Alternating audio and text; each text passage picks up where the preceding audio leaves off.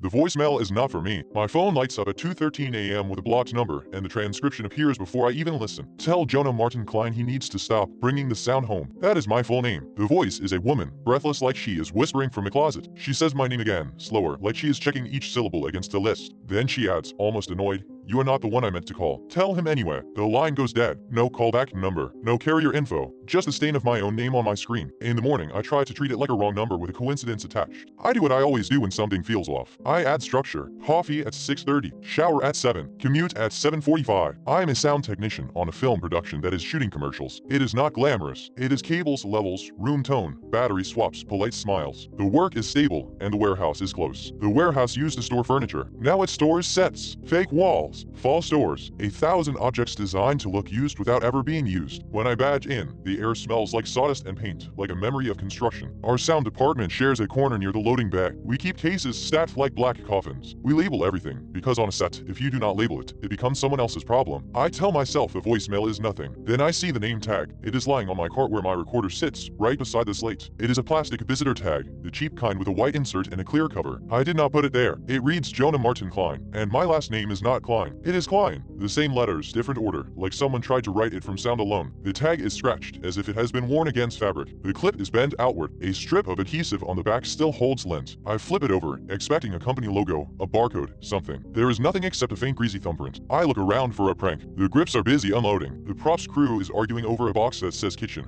breakable. Nobody is watching me. I take the tag and walk to production. The coordinator is a woman named Celeste who runs on iced coffee and deadlines. She looks at the tag and her face tightens in a way that feels practiced. She says, "Where did you get that?" On my cart. She checks the spelling, then looks up at me like I have brought her a dead bird. "We do not use visitor tags," she says. "We have badges. This is from somewhere else." Celeste sets it on her desk like it might stain the wood. She asks if I have been in the warehouse after hours. "No," she says. The set dressing team has a bin of name tags for background scenes. Fake security, fake conventions, fake doctors, but those are in prop lockup, and they do not have real names. My name is real. She studies me. Her voice lowers. "Do you live alone?" "Ness." She nods as if that makes a problem easier. She tells me to throw it away. I do not. I put it in my pocket. All day I listen for something. Not a sound, exactly. A pattern. My ears keep tracing a warehouse noise the way your tongue keeps touching a sore tooth. The building has its own language. Forklifts beep. Chains clink. A distant metal door slams with a hollow note. The HVAC thumps on a cycle that is almost regular. Almost. Around lunch I am checking levels for a product demo. The talent is smiling. The director is cheerful, and I am staring at the waveform on my recorder. Under the dialogue I catch a shape. 3 soft clicks. Then a pause. Then 2. Then 3 again. I look up.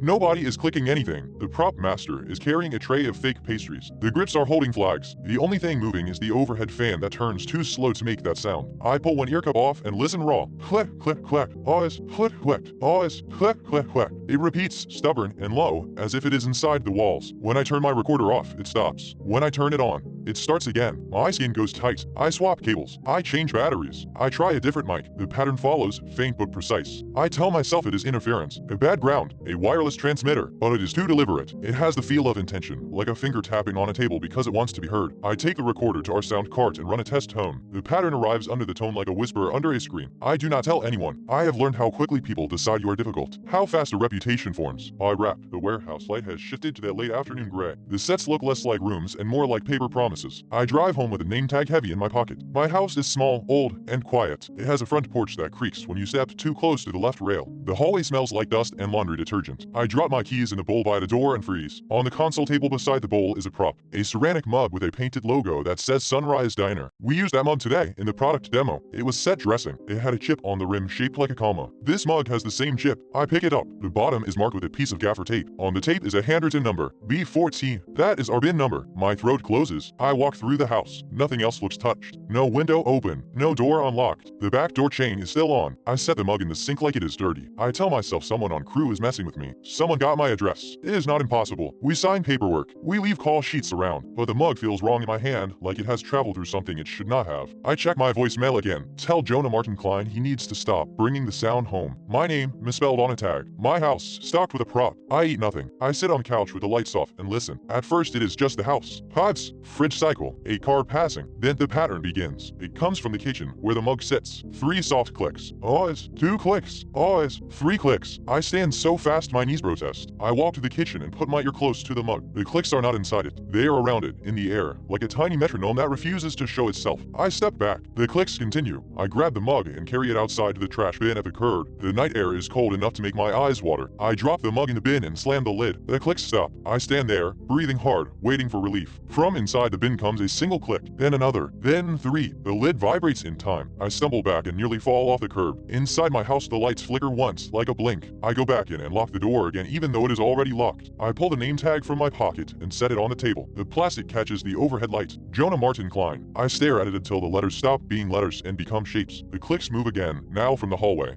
Click, click, click. Pause. Click, click. Pause. Click, click, click. I follow them the way you follow a smell. They lead me to the spare room I use for storage. The door is open. I do not remember leaving it open. Inside, on top of a stack of old boxes, sits a prop telephone. A beige rotary phone with a coiled cord, the kind you see in period pieces. We have a dozen of them in prop lockup. This one has a strip of tape on the base. B14. The clicks are coming from it, not from the rotary dial, not from the receiver, from the hollow body, like something inside is tapping to get out. I do not touch it. I back out and close the door. The clicks continue through the wood. I go to my bedroom and shut that door too. I sit on the edge of the bed with my phone in my hand. I consider calling the police and trying to explain that a movie set object has appeared in my spare room and is making a pattern of clicks. I consider calling Celeste. Instead I call my friend Marla, who works in props. If anyone is messing with me, it is her department. She answers on the 3rd ring, voice thick with sleep. I say, did you bring anything to my house? She says, what? I tell her about the mug, the rotary phone, the bin tape. Silence. Then she says, Jonah, I'm not doing that. I ask if anyone could. She exhales. We have an inventory issue, she says. Stuff goes missing sometimes. It shows up again. Not like that. But what? She says there is a section of the warehouse we do not use anymore. The old furniture storage. It is walled off with temporary flats. Production calls it dead space. She pauses. A month ago, a background actor found a name tag in there. Plastic, visitor style. It had her name spelled wrong. My fingers go numb around the phone. What happened? Marla says, she quit. She said she kept hearing a tapping in her car that sounded like it was trying to talk. I tell Marla about the clicks. Marla says, do not go back there. I laugh once, sharp and humorless. I have to. It is my job. She says, then do not take anything home, not even on your clothes. Wash everything. Shoes too. I look down at my shoes. The soles are still dusted with warehouse grit. After I hang up, I strip in the bathroom and dump my clothes into the washer. I scrub my hands until the skin stings. The clicks do not stop. They shift, like they are searching for the best acoustics. Sometimes they come from the vents, sometimes from the wall behind my bed, sometimes from inside my own phone speaker, faint under the idle hiss. At 3:08 a.m., I realize the pattern is not random. 3 clicks. Pause. 2 clicks. Pause. 3 clicks. It is not Morse exactly, but it has the feel of code. It repeats, and every time it repeats, there is a tiny variation at the end, like a stutter. I open a notes app and start marking it down as if I can pin it to paper. I listen for an hour. The message grows. Not longer, exactly. Clearer. The pauses become consistent. The clusters become distinct. It begins to feel like someone is learning how to use my walls as an instrument. At 4:22 a.m. the clicks stop. The sudden silence is worse. I lie there and wait for my heart to slow. From the spare room comes the sound of a rotary dial turning. Oh, second. Then the soft clack as it returns.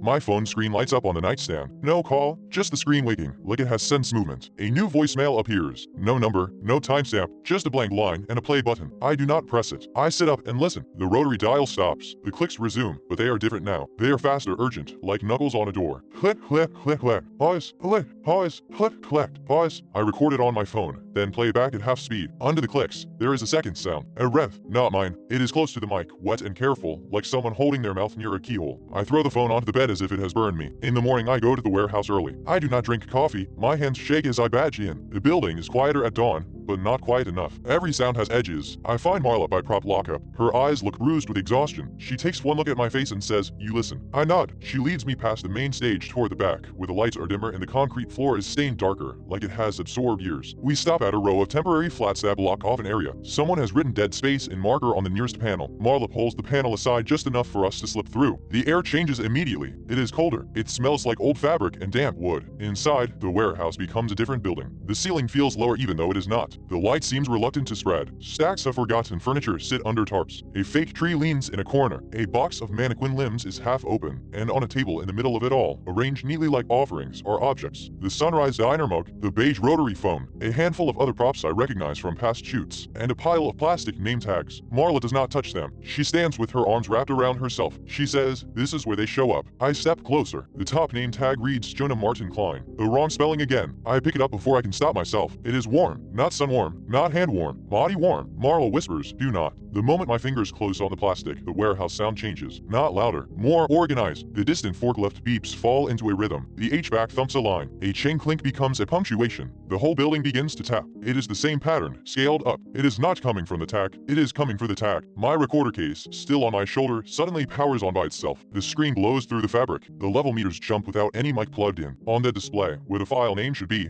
letters appear one by one. Tell Jonah Martin Klein. The wrong last name. Then a second line starts to type, as if the building is using my gear as a mouth. Stop bringing the sound home. Marla grabs my arm hard enough to hurt. She says, "Jonah, drop it." I try. My fingers do not open. The clicking in the warehouse accelerates until it becomes a tremor. The tarps shiver. Dust lifts from the concrete in thin spirals. Somewhere behind the flats, a door I have never noticed begins to knock from the other side. Not a hand. A pattern. 3 knocks. Always.